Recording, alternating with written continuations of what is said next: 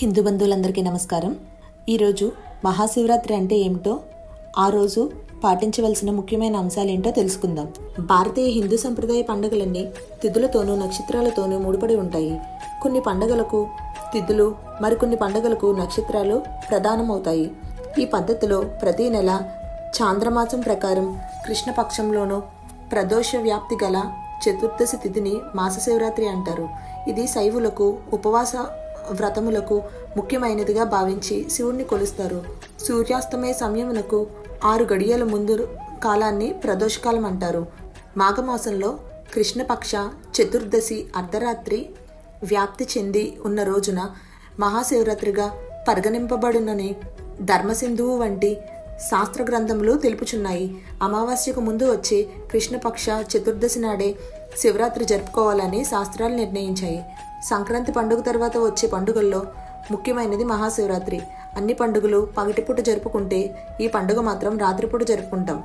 మహాశివరాత్రి రోజున అర్ధరాత్రి 12 గంటలకు జ్యోతి స్వరూపుడైన శివుడు లింగ రూపంలో దర్శనమిచ్చే పవిత్రమైన పర్వదిన కాలము. శివరాత్రి రోజు పగలంతా ఉపవాసం ఉండి మనస్సును దైవచింతనను గావిస్తూ రాత్రి సమయంలో శివుడి అనుగ్రహం కొరకు జాగరణ చేసి మేల్కొని భక్తి శ్రద్ధలతో అభిషేకాలు, పూజలు, భజనలు చేస్తారు. అందుచేత శివరాత్రిగా పిలువబడుతుంది. ఇది హిందువులకు, ముఖ్యంగా శైవులకు అత్యంత పుణ్యప్రదమైన రోజు. మహాశివరాత్రిని హిందువులు ఎంతో గొప్ప పర్వదినంగా జరుపుకుని శివుణ్ణి కొలిచి తరిస్తారు. మహాశివరాత్రి రోజు ముఖ్యంగా పాటించవలసిన నియమాలు 3 ఉన్నాయి. ఉపవాసం ఉండడం, రాత్రి జాగరణ చేయడం, శివనామస్మరణతో అభిషేకాలు చేయడం. శివుడు లింగోద్భవ మూర్తిగా అవతరించడానికి ఒక పురాణ కథ ఉంది. ఒకానొక రోజు బ్రహ్మ, విష్ణువుల మధ్య మాటా పెరిగి వారిరువురిలో ఎవరు గొప్ప అని తేల్చుకోవాలనుకున్నారు. ఈ విషయంలో సయోగ్యత పొందక వాదన తారాస్థాయికి చేరింది.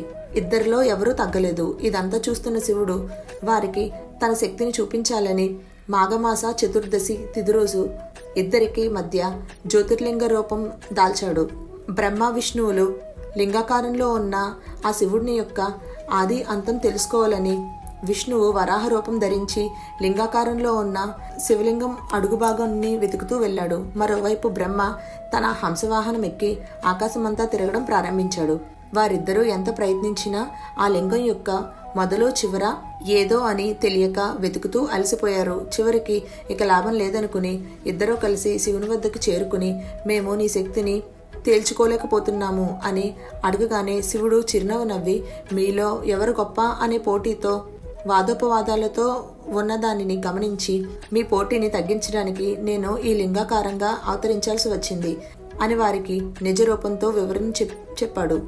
అప్పుడు బ్రహ్మ, విష్ణువులు శివుడి ఆధిక్యతను గ్రహించి పూజించి కీర్తిస్తారు. ఆ రోజే మహాశివరాత్రి అయిందని పురాణ కథలు. శివరాత్రి నాడు చేయవలసిన శాస్త్ర విధులు.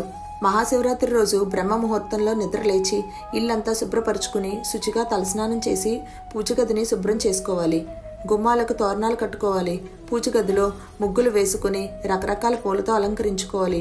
లింగాకారంలో ఉన్న శివుడిని శుద్ధ జలంతో, ఆవు పాలతో, పంచామృతంతో, వివిధ పూజా ద్రవ్యాలతో, పుష్పాలతో అభిషేకించుకుని ముఖ్యంగా మారేడు దళాలను, బిల్వపత్రాలను, తుమ్మి పువ్వులను, గోగి పువ్వులు, తెల్లని పచ్చని పూలతో శివనామాలను కానీ పంచాక్షరి మంత్రమైన ఓం నమశివాయ అని స్మరిస్తూ పూజించాలి.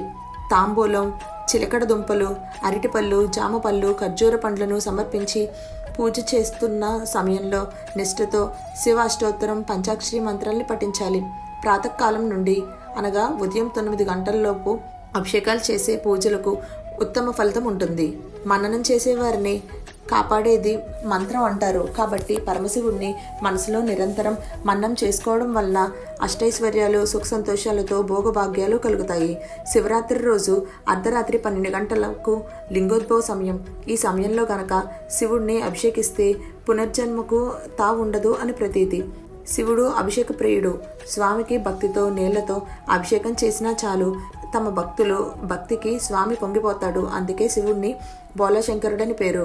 భగవత్ పూజకు భక్తి ప్రధానమని అర్థం చేసుకోవాలి. సాయంత్రం 6 గంటల నుండి మరుసటి రోజు ఉదయం 6 గంటల వరకు భక్తి శ్రద్ధలతో శివనామాలను, శివపురాణం మొదలగున్నవి చదువుకుంటే విశేష సుఫలితాలు ఉంటాయి.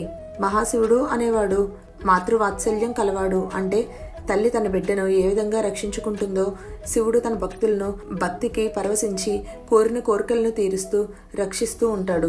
ఈ మహాశివరాత్రికి పగలంతా ఉపవాసం ఉండి రాత్రంతా జాగారం చేసి మరుసటి రోజు స్నానం చేసి మహానైవేద్యంగా అన్నం కూరలో వండి దేవునికి నివేదన చూపించి ఉపవాసం చేసిన వారికి తినే కంటే ముందు ఆవుకు బియ్యం, తోటకూర, బెల్లం కలిపి తినిపించి గోమాతకు 3 ప్రదక్షిణలు చేసి ఆ తర్వాత పేదవారికి అంటే ఆకలితో అలమటించే వారికి అన్నదానం చేయాలి.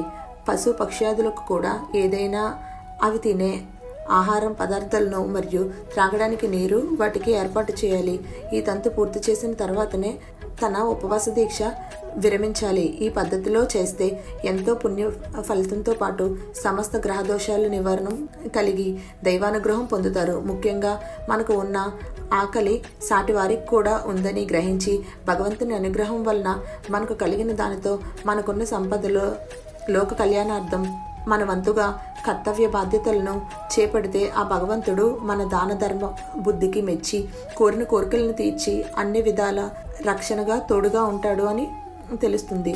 సాక్షాత్తు పరమశివుడు తన భక్తుల బాధలను స్వీకరించడానికి భిక్షాటన చేస్తూ వారు చేసే దానాలను ఏ రూపంలోనైనా వచ్చి భిక్ష తీసుకుని దానం చేసిన వారిని అనుగ్రహిస్తాడు.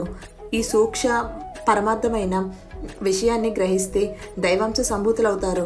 దాన ధర్మాలు చేస్తే తిరిగి మనకి చేలిమిలో నీరును తోడితే తిరిగి కొత్త నీరు ఏ విధంగా పుడతాయో అలానే మనం చేసిన దాన ధర్మాల పుణ్య ఫలితాలు కూడా మనకి తిరిగి అలానే వస్తాయి. ముఖ్యంగా మీ ప్రాంతాల్లో శివాలయాల్లో ఏ రోజు మహాశివరాత్రి పర్వదిన వేడుకలు చేస్తారో ఆ రోజు ఆయా ప్రాంత ఆచారాల ప్రకారం శివరాత్రి జరుపుకోవడం ఉత్తమం. ముఖ్యంగా తెలుగు రాష్ట్రాల్లో శ్రీరామనవమిని భద్రాచల దేవాలయంలో ఏ రోజు నిర్వహిస్తారో అదే రోజున రాష్ట్రమంతా శ్రీరామనవమి వేడుకలు చేసుకోవడం, అలాగే మహాశివరాత్రి విషయంలో శ్రీశైలం ఏ రోజు నిర్వహిస్తారో ఆ రోజు ప్రజలందరూ మహాశివరాత్రి ఉత్సవం జరుపుకోవడం అనేది తరతరాలుగా సంప్రదాయంగా వస్తుంది. భగవంతునికి భక్తి ప్రధానం అన్న విషయంలో దృష్టిలో పెట్టుకుని పరిసర ప్రాంత శివాలయాలను అనుసరించడం సర్వోత్తమం. జై శ్రీమన్నారాయణ.